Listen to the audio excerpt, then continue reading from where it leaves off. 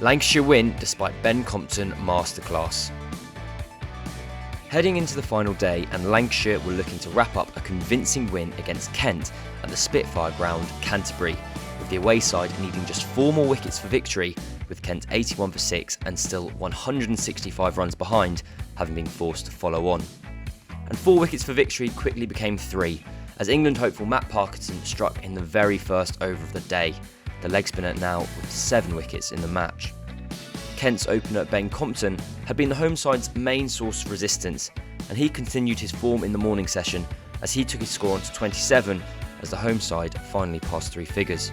Hamidullah Qadri had joined Compton at the crease, and the pair put on 50 together, Compton the main scorer in tough batting conditions, with Parkinson a constant threat. Compton would finally reach his half-century just before the lunch break, a landmark which had taken him 215 balls to reach as the opener continued his fantastic start to the season. Compton and Qadri's fine partnership would take Kent all the way to lunch and past 150.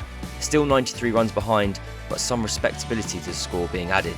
Compton on 51 not out, and Qadri a career best 38. After the break, it was Hamidullah Qadri who took control of proceedings as he raced to a maiden first-class 50 with a flurry of boundaries. And the pair would bring up their 100 partnership with yet another Qadri boundary, with the home side now just 50 runs away from making Lancashire bat again. Qadri's resistance was finally ended in the 104th over as he was bowled by Hassan Ali for 77. A fantastic innings and partnership that had added 139 for the 8th wicket.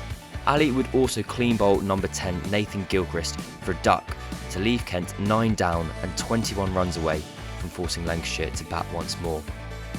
But Kent's Ben Compton refused to be moved, as he brought up his 2nd century of the match and his 3rd in 2 matches for his new county. The 28-year-old has played just 12 first-class games, and as of January this year, he hadn't made a first-class ton. He now has 5 in 10 innings. And another record was also in sight for the opener.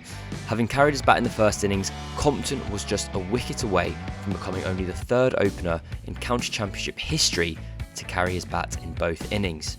But number 11 Jackson Bird wasn't for moving either, as the 10th wicket pair put on over 50 to take their side into tea with a lead of 33.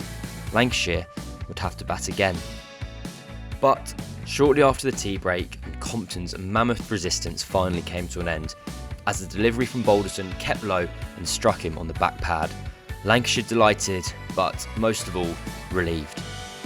The end of Compton meant that Lancashire needed just 33 runs to win, a scenario that had looked wholly unlikely at the start of the day's play.